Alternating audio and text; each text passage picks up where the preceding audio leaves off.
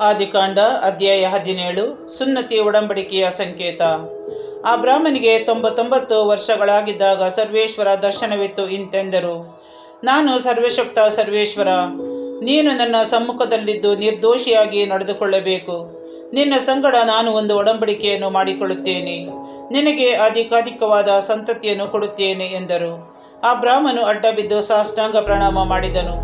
ದೇವರು ಅವನಿಗೆ, ನಾನು ನಿನಗೆ ವಾಗ್ದಾನ ಮಾಡಿ ಹೇಳುತ್ತೇನೆ, ನೀನು ಅನೇಕ ರಾಷ್ಟ್ರಗಳಿಗೆ ಮೂಲ ಪುರುಷನಾಗುವೆ.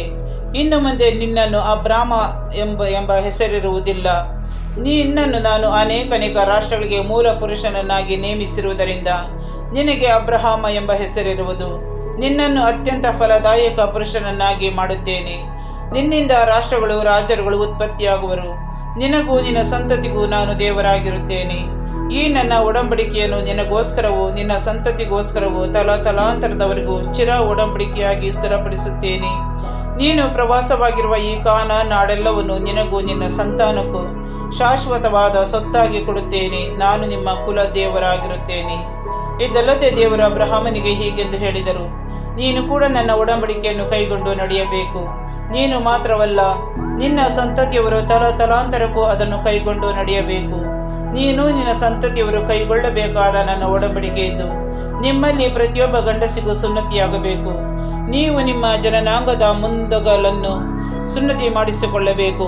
ಅದೇ ನಿಮಗೂ ನನಗೂ ಆದ ಒಡಂಬಡಿಕೆಯ ಗುರುತು. ಎಲ್ಲ ತಲಾಂತರಗಳಲ್ಲಿ ನಿಮ್ಮಲ್ಲಿರುವ ಪ್ರತಿಯೊಂದು ಗಂಡು ಮಗುವಿಗೂ, ಜೀತಗಾರರಿಗೂ, ಮನೆಯಲ್ಲಿ ಹುಟ್ಟಿದ ಅಥವಾ ಅನ್ಯರಿಂದ ಕ್ರಯಕ್ಕೆ ಕೊಂಡುಕೊಂಡವರಿಗೂ 8 ದಿನಗಳ ವಯಸ್ಸಾದಾಗ ಸುನ್ನತಿ ಮಾಡಿಸಬೇಕು.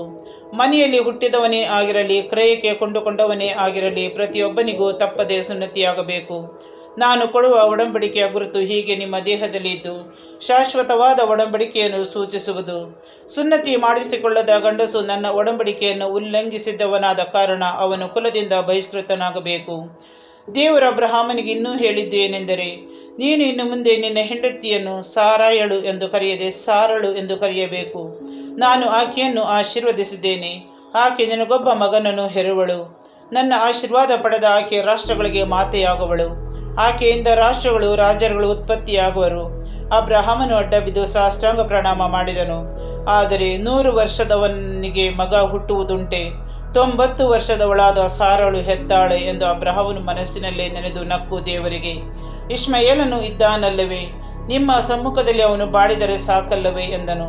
ಅದಕ್ಕೆ ದೇವರು, ಇಲ್ಲ, ನಿನ್ನ ಹೆಂಡತಿ ಸಾರಳೆ ನಿನಗೊಂದು ಮಗನನ್ನು ಹೆರುವಳು. ಅವನಿಗೆ ಈಸಾಕನೆಂದು ಹೆಸರಿಡಬೇಕು. ನನ್ನ ಒಡಂಬಡಿಕೆಯನ್ನು ಅವನೊಂದಿಗೂ ಅವನ ಸಂತತಿಯೊಂದಿಗೂ ಚಿರವಾದ ಒಡಂಬಡಿಕೆಯಾಗಿ ಸ್ಥಿರಗೊಳಿಸುತ್ತೇನೆ. ಇಷ್ಮಾಯೇಲನ ವಿಷಯದಲ್ಲಿ ನೀನು ಮಾಡಿದ ಬಿನ್ನಹವನ್ನು ಕೇಳಿದ್ದೇನೆ. ಅವನನ್ನು ಆಶೀರ್ವದಿಸಿದ್ದೇನೆ. ಅವನನ್ನು ಅಭಿವೃದ್ಧಿ ಮಾಡಿ ಅವನಿಗೆ ಅತ್ಯಧಿಕವಾದ ಸಂತತಿಯನ್ನು ಕೊಡುತ್ತೇನೆ. ಅವನು 12 ಮಂದಿ ಅಧಿಪತಿಗಳಿಗೆ ಮೂಲಪಿತನಾಗುವನು. ಅವನ ಸಂತತಿಯನ್ನು ದೊಡ್ಡ ರಾಷ್ಟ್ರವನ್ನಾಗಿ ಮಾಡುತ್ತೇನೆ. ಆದರೆ ಈ ನನ್ನ ಒಡಂಬಡಿಕೆಯನ್ನು ಈಸಾಕನಲ್ಲಿಯೇ ಊರ್ಜಿತಗೊಳಿಸುತ್ತೇನೆ. ಬರುವ ವರ್ಷ ಇದೇ ಕಾಲದಲ್ಲಿ ಸಾರಳು ಅವನನ್ನು ಹೆರುವಳು ಎಂದರು. ಇಷ್ಟನ್ನು ಮಾತಾಡಿ ಮುಗಿಸಿದ ಮೇಲೆ ದೇವರು ಅಬ್ರಹಾಮನಿಂದ ಅದೃಶ್ಯರಾದರು. ಅದೇ ದಿನದಂದು ಅಬ್ರಹಾಮನು ದೇವರ ಅಪ್ಪಣೆಯ ಪ್ರಕಾರ ತನ್ನ ಮಗನಾದ ಇಷ್ಮಾಯೇಲನಿಗೂ ತನ್ನ ಮನೆಯಲ್ಲಿದ್ದ ಎಲ್ಲ ಗಂಡಸರಿಗೂ, ಮನೆಯಲ್ಲಿ ಹುಟ್ಟಿದ ಹಾಗೂ ತಾನು ಕ್ರಯಕ್ಕೆ ಕೊಂಡುಕೊಂಡ ಜೀತದಾರರಿಗೂ ಸುನ್ನತಿ ಮಾಡಿಸಿದನು. ಅಬ್ರಹಾಮನಿಗೆ ಸುನ್ನತಿಯಾದಾಗ ಅವನಿಗೆ 99 ವರ್ಷವಾಗಿತ್ತು. ಇಷ್ಮಾಯೇಲನಿಗೆ ಸುನ್ನತಿಯಾದಾಗ ಅವನಿಗೆ 13 ವರ್ಷ ವಯಸ್ಸು. ಅಬ್ರಹಾಮನಿಗೂ ಅವನ ಮಗ ಇಷ್ಮಾಯೇಲನಿಗೂ ಒಂದೇ ದಿನದಲ್ಲಿ ಸುನ್ನತಿಯಾಯಿತು. ಅವನ ಮನೆಯಲ್ಲಿದ್ದ ಗಂಡಸರೆಲ್ಲರಿಗೂ, ಮನೆಯಲ್ಲಿ ಹುಟ್ಟಿದ ಹಾಗೂ ಅನ್ಯರಿಂದ ಕ್ರಯಕ್ಕೆ ಕೊಂಡುಕೊಂಡಿದ್ದ ಜೀತದಾರರಿಗೂ ಅವನೊಂದಿಗೆ ಸುನ್ನತಿಯಾಯಿತು.